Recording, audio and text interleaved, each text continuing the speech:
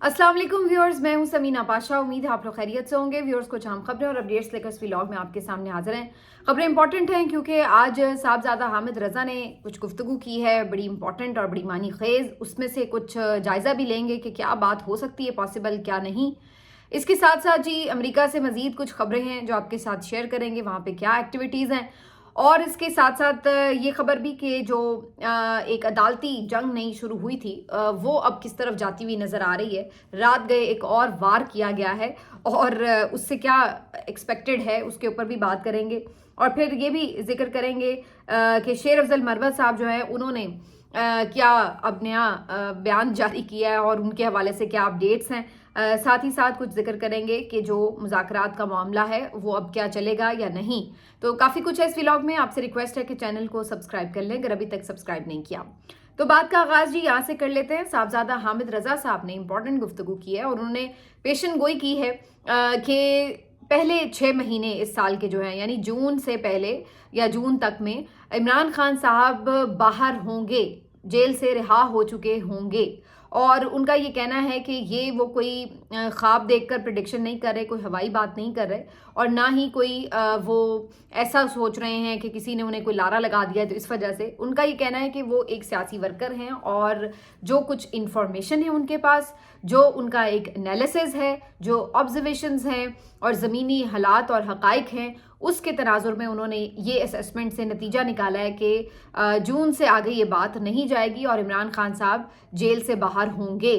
उन्होंने कहा कि उन्होंने पहले कभी ऐसी प्रिडिक्शंस नहीं की, तो अगर अब वो ये बात कर रहे हैं तो जाहिर है कि कोई वजह ही है, कोई उनके ख्याल से उन्हें कुछ नज़र होता हुआ आ रहा है, इसीलिए वो ये बात कर रहे हैं। वरना तो जब से इमरान खान साहब जेल में गए हैं उसके बाद से क्या पीटीआई के रहनुमा, क्या मुतादिद सहाफ़ी, बहुत कुछ बड़ी डेट्स और बहुत सारी उम्मीदें वगैरह हम देखते रहे हैं, लोग दिलाते भी रहे हैं। कुछ की तो इन्फॉर्मेशन होती है, बाज़-औक़ात हालात पलट जाते हैं तो इसलिए गलत साबित हो जाती है। और बाज़-औक़ात ये भी होता है कि कुछ लोग सिर्फ लोगों को मोटिवेट रखने के लिए भी इस किस्म की बातें कर रहे होते हैं कि भाई लोग बिल्कुल मायूस ना हो जाएं, तो इसलिए भी ऐसी बातें हो रही होती हैं। और कुछ लोग वाकई किसी बुनियाद कोई वजह नहीं होती और बिला वजह सिर्फ इस तरह की बातें करते हैं ताकि ज़रा लोग व्यूज़ वगैरह के लिए देख लेते हैं चैनल्स वगैरह। तो इस वजह से भी कुछ सहाफ़ी इस तरह की छोड़ देते हैं बातें मार्केट में, लेकिन हकीकत से उनका बाजू का ताल्लुक नहीं होता। लेकिन हामिद रज़ा साहब ये कहते हैं कि जनाब अगर वो ये बात कर रहे हैं तो उसके पीछे उनके पास कुछ ना कुछ एक मवाद है जिसकी बुनियाद के ऊपर वो ये बात कर रहे हैं। तो हामिद रज़ा साहब ने ये भी अनाउंसमेंट की है कि इस दफ़ा एक और लॉन्ग मार्च का प्लान भी किया जा रहा है और अब जो लॉन्ग मार्च होगा उसमें ये तय किया गया है कि जितने भी अरकान असम्बली हैं, पार्लियामेंटेरियंस हैं, चाहे सूबाई असम्बलियों के हों, सैनेटर्स हों, कौमी असम्बली के हों, वो आपको फ्रंट पर लीड करते हुए नज़र आएंगे क्योंकि इस बात को तस्लीम किया गया है मुख्तलिफ जो कोर कमेटीज़ और सियासी कमेटियों के इजलास हैं उसमें कि ये तनकीद तो बहरहाल हुई है पीटीआई की लीडरशिप के ऊपर लास्ट लॉन्ग मार्च के वक्त और इसमें जायज़ तनकीद थी। जाहिर है कि जब आप लोगों को लेकर निकले हैं तो आपको भी वहाँ पर मौजूद होना चाहिए था। तो हामिद रज़ा साहब कहते हैं कि इस दफ़ा ये तय है कि अगर लॉन्ग मार्च की तरफ बात जाएगी तो फिर आपको जो पार्लियामेंटेरियंस हैं वो भी फ्रंट पर लीड करते हुए नजर आएंगे। तो ये दो बातें जो साहबजादा हामिद रज़ा साहब की हैं काफ़ी इंपॉर्टेंट हैं।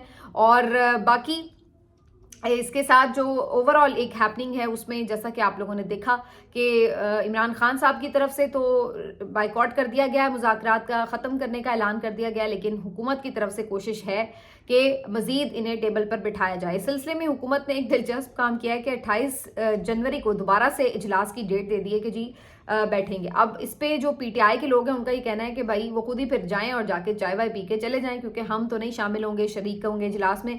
इमरान खान साहब की वाज़ेह हिदायत के बाद हमारे पास ना ये मैंडेट है ना इख्तियार है कि हम ये फैसला खुद करें, तो लिहाजा हम बिल्कुल भी नहीं जाएंगे जब तक कि कमीशन के हवाले से कोई पेशरफ नहीं हो जाती।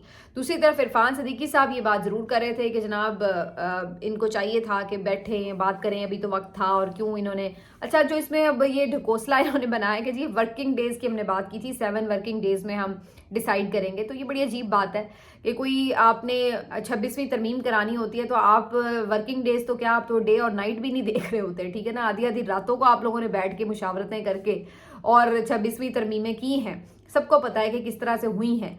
تو جہاں آپ نے کام کرنا ہوتا ہے وہاں پر آپ ایسے بھی کر لیتے ہیں. یہاں پر آپ نے اگر کمیشن بنانا ہو تو یہ کوئی اتنا مشکل ٹاسک نہیں ہے جس کے لیے آپ کو کوئی 7 ورکنگ ڈیز چاہیے, جس کے لیے آپ کوئی ورک آؤٹ کریں گے اور پھر بنے گا. اور کم از کم آپ کوئی ایک اشارہ دے سکتے ہیں کہ جناب ٹھیک ہے ہم بنانے کے لیے تیار ہیں. ابھی تک کوئی اس طرف پیش رفت نہیں ہے تو حکومت کا یہ جو جیسچر ہے اس کو غیر سنجیدگی ہی سمجھا جائے گا, اس لیے پی ٹی آئی نے اس مذاکرات کو فی الحال روک دیا ہے. لیکن جو اس پہ میرا انالیسس ہے اس کے مطابق یہ بیسکلی ایک اور دباؤ بڑھایا گیا ہے پی ٹی آئی کی طرف سے, کیونکہ جب آپ بات چیت پر ہوتے ہیں تو ظاہر ہے آپ کے بہت سے اور معاملات کے اوپر آپ کہیں نہ کہیں کچھ ہاتھ ہلکا رکھ رہے ہوتے ہیں, لیکن جب آپ بات چیت سے نکل آتے ہیں تو پھر آپ جو اپنے باقی آپشنز ہیں, ایگریسو والے جو کارڈز ہیں, وہ پھر آپ زیادہ زوردار طریقے سے استعمال کر سکتے ہیں, جیسے کہ ریمیٹنسز والی سول نافرمانی والی کال ہے, لانگ مارچ کی کال ہے, احتجاجوں کا سلسلہ ہے.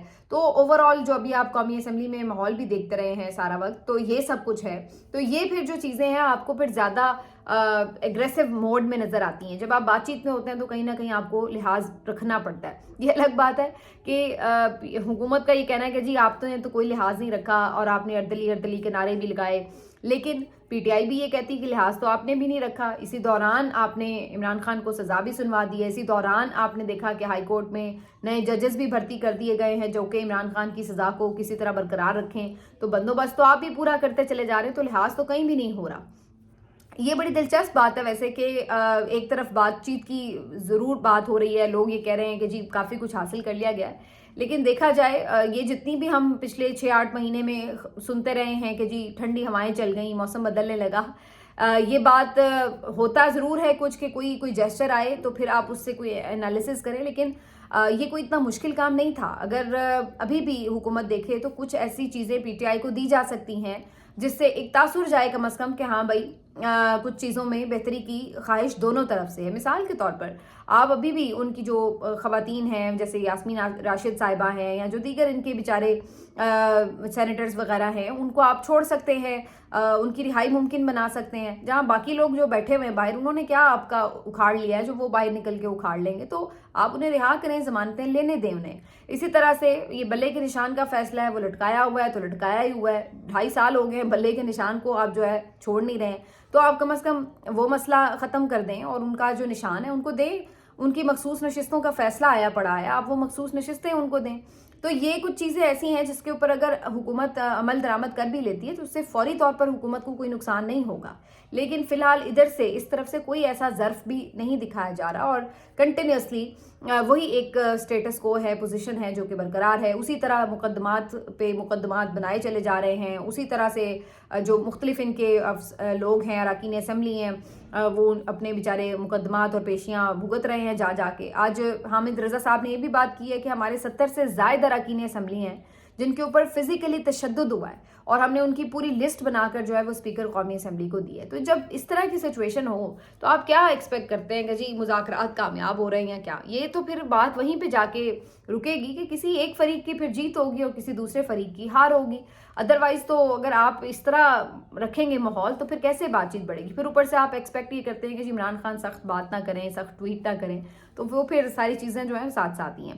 بہرحال تیسری طرف جو ہم دیکھ رہے ہیں کہ P T I over all internationally بھی کافی زیادہ متحرک نظر آ رہی ہے.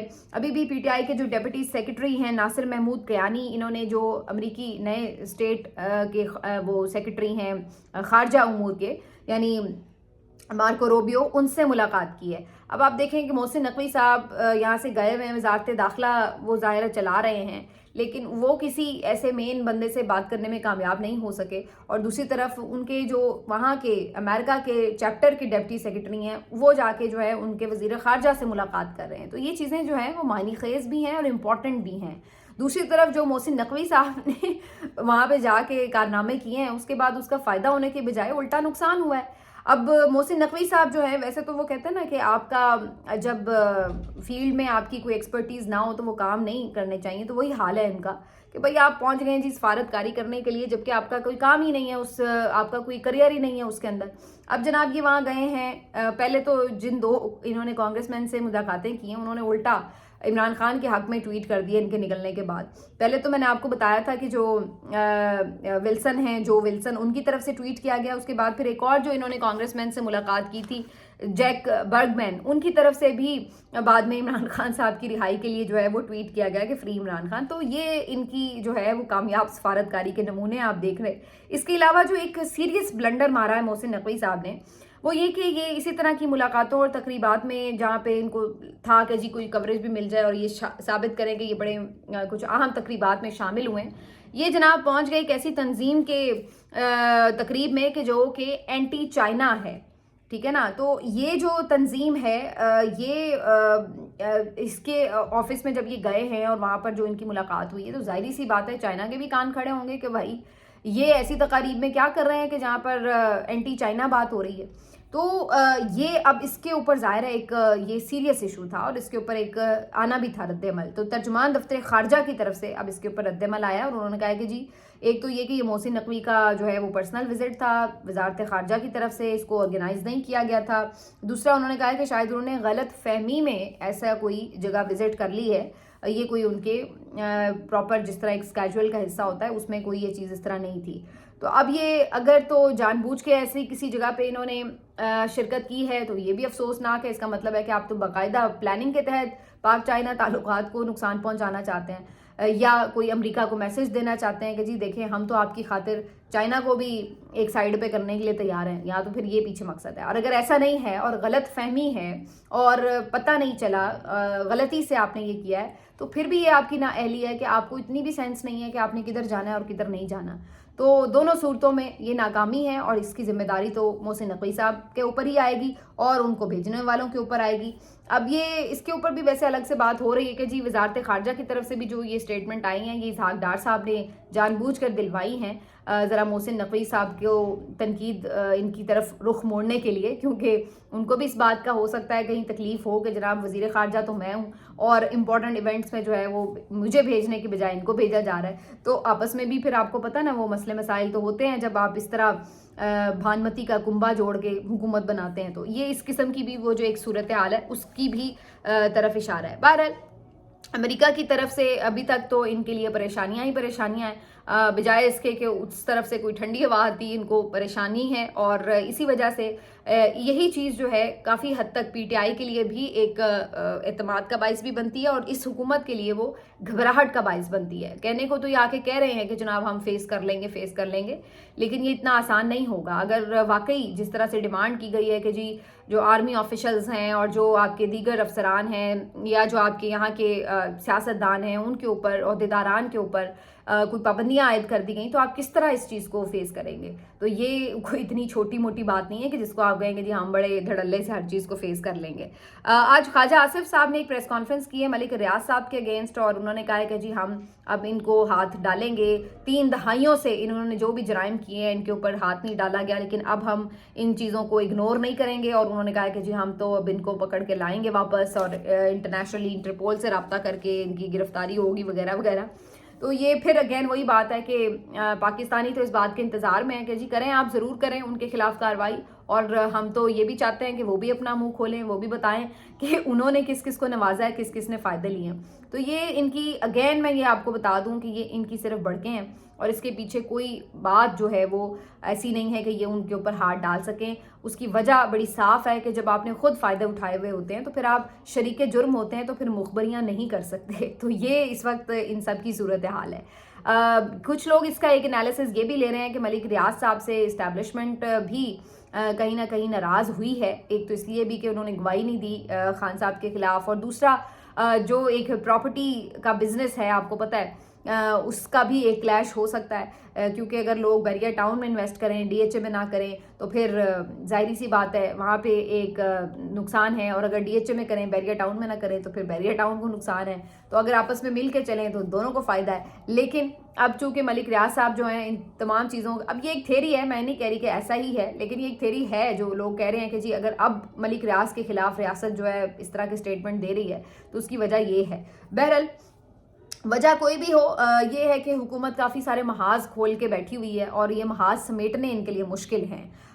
एक तरफ आपको पता है कि जो इस वक्त इमरान खान का महाज है, दूसरी तरफ अगर अमेरिका और बाहर के ममालिक का महाज होगा तो फिर ये किस तरह सर्वाइव करेंगे, क्योंकि बात सिर्फ अमेरिका की नहीं है। अगर आप ओवरऑल भी देखें, जो दीगर ममालिक हैं वो भी कोई इतने ज़्यादा आपको इस हुकूमत की फेवर में या उनका हाथ पकड़ते नज़र नहीं आए। देखिए ना, 2.5-3 साल तो हो गए इस हुकूमत को, तो कितनी की सरमायाकारी कर दी है, सऊदीया ने कितनी कर दी है, बाकी तुर्की ने कितनी कर दी है, चाइना ने कितनी मजीद कोई सरमायाकारी कर दी है, सिवाय इसके कि थोड़े बहुत कर्ज़ों में कोई उन्होंने आपको सांस लेने की जगह दे दी, उसके अलावा उन्होंने क्या किया आपके लिए।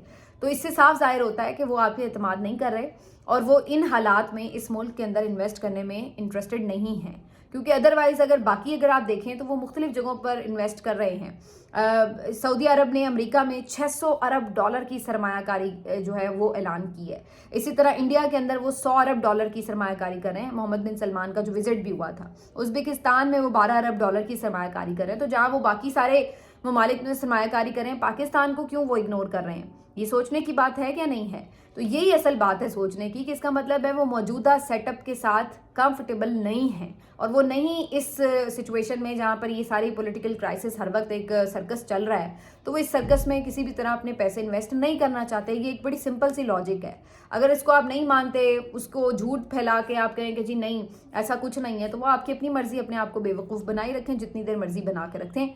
लेकिन हकीकत तो है, वो सबको नज़र आ रही है कि 2.5-3 साल में आपकी SIFC कितनी इन्वेस्टमेंट ले आई है। 2.5-3 साल में आपने कितने बैरूनी सरमायाकारों को यहाँ पे पाकिस्तान खींच लिया। हकीकत ये है कि रोज़ाना की बुनियाद के ऊपर लोग यहाँ से बाहर के ममालिक जा रहे हैं और अपनी जो बड़ी बड़ी कंपनीज़ हैं वो भी यहाँ से सरमाया समेट कर बाहर जा रही हैं। जो पाकिस्तान का मकामी सरमायादार है वो भी यहाँ पे इन्वेस्ट करने में इस वक्त तैयार नज़र नहीं आ रहा। तो पता नहीं कौन सी ये फूल्स पैराडाइज में रहते हैं और दूसरों को भी समझते हैं कि वो फूल बन जाएं। बहरहाल इस सब के साथ जो एक और अहम खबर है वो अदलिया से जुड़ी हुई है कि जहाँ पर आपको पता है कि जस्टिस मंसूर अली शाह साहब तौहीन अदालत की कार्रवाई कर रहे थे, तो इसी दौरान जो एडिशनल रजिस्ट्रार जिनके खिलाफ ये सारा केस चल रहा है उनकी तरफ से एक इंट्रा कोर्ट अपील दायर कर दी गई है जस्टिस मंसूर अली शाह साहब के हुक्मनामे के खिलाफ।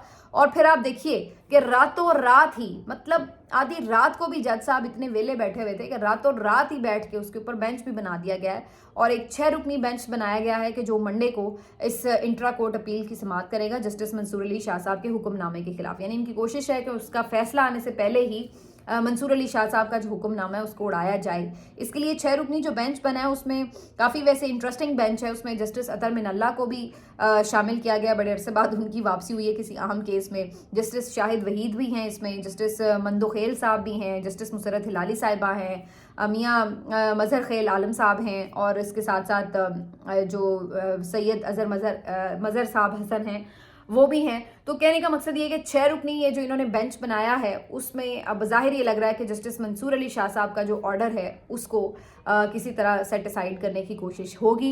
अब आप देखिए कि ये वो लोग हैं, फिर ये कहते हैं कि जी अदलिया पे तनकीद ना करो या इस तरह बात ना करो। कैसे ना करें जब बदनीयती इतनी वाज़े तौर पर नज़र आ रही हो। मतलब मैं आज अगर जाके सुप्रीम कोर्ट में कोई दरख्वास्त दायर करूं तो क्या ऐसा होगा कि आधी रात को वहाँ बैठ कर जो है वो बेंच बनाया जा रहा होगा और कहा जाएगा कि हाँ जी ठीक है फौरी लगाओ।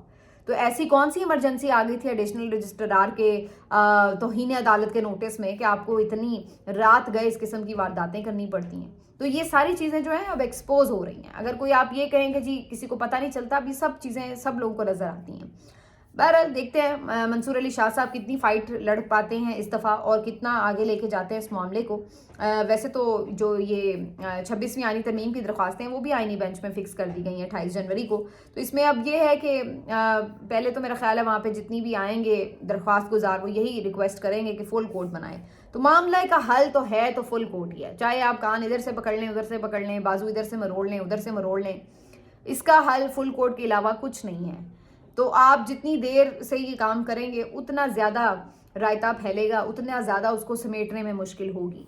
बेहतर यही है कि इसका जो फुल कोर्ट बनाएं और जो एक इज्तिमाई इस वक्त दानिश मौजूद है सुप्रीम कोर्ट में उससे फैसला लें कि इस 26वीं आईनी तरमीम का हल और नतीजा और इसका अंजाम क्या होना है। اور اس کے اوپر جب سب متفق ہو جائیں تو یہ روز روز کی لڑائیاں جو ہیں وہ کم از کم ختم ہو جائیں. لیکن آپ کو پتہ ہے کہ یہ صرف سٹیک ہولڈرز ججز نہیں ہیں سپریم کورٹ کے, اس کے پیچھے بہت بڑے مایہ ناز کھلاڑی ہیں جو کہ اس وقت پوری ڈوریں ہلا رہے ہیں. بہرحال جی آخری جو بات کرتے ہیں وہ شیر افضل مروت صاحب کی کر کے بات کو سمیٹتے ہیں, کیونکہ شیر افضل مروت صاحب نے آج پھر میڈیا سے بات کرتے ہوئے سارا ملبہ جو ہے سوشل میڈیا پر اور اپنے کچھ مخالف صحافیوں کے خلاف کہا کہ جی یہ میرے مخالف صحافی ہیں, انہوں نے ایسی خبریں چلائی, عمران خان نے مجھے اس طرح سے الگ نہیں کیا جیسی انہوں نے خبریں چلائیں, یہ جھوٹی خبریں ہیں وغیرہ وغیرہ. اور یہ بھی کہا کہ جی مجھے تو اللہ تعالیٰ نے لیڈر بنایا ہے, سوشل میڈیا نے نہیں بنایا. تو وہ اگین ادھر ادھر پھینک رہے تھے ذمہ داریاں. حالانکہ جو ایک ہمبل بندہ ہوتا ہے وہ یہ کہتا ہی نہیں ہے کہ ہاں میں بہت کوئی بڑا لیڈر ہوں یا اس طرح. وہ کہتا ہے بھائی ٹھیک ہے, ایک میری جو کوشش تھی پارٹی کے لیے میں نے کی, اگر خان صاحب کو اس وقت یہ مناسب لگ رہا ہے تو ان کی مرضی ہے. مطلب اگر آپ تھوڑا سا سینسبلی بات کرنا جانتے ہو تو آپ اس طرح کر کے بات کر سکتے ہیں. لیکن شیر افضل مروت صاحب تو پھر شیر افضل مروت صاحب ہے, انہوں نے آپ کو پتہ ہے ہمیشہ اوپر سے آنا ہوتا ہے وکٹ کے, اور پھر انہوں نے آ کے اوٹ پٹانگ باتیں کرنی ہوتی ہیں, تو انہوں نے یہی باتیں کی ہیں. بہرحال یہ فیک نیوز تو نہیں تھی کیونکہ متعدد رپورٹرز نے بھی اس کو رپورٹ کیا, اور خود مزے کی بات یہ ہے کہ جج صاحب کے سامنے جہاں یہ بات ہوئی, جج صاحب نے بھی اس کو اپنے آرڈر کا بھی حصہ بنا دیا ہے, عدالتی کارروائی کا بھی حصہ بنا دیا ہے کہ شیر افضل مروت اب میرے وکیل صفائی نہیں ہیں. تو یہ بات تو اب ادھر سے بھی لکھ دی, تو کیا آپ جج صاحب کو بھی آپ یہی کہیں گے شیر افضل مروت صاحب کی جی انہوں نے آپ کے خلاف جھوٹی خبر چلائی ہے؟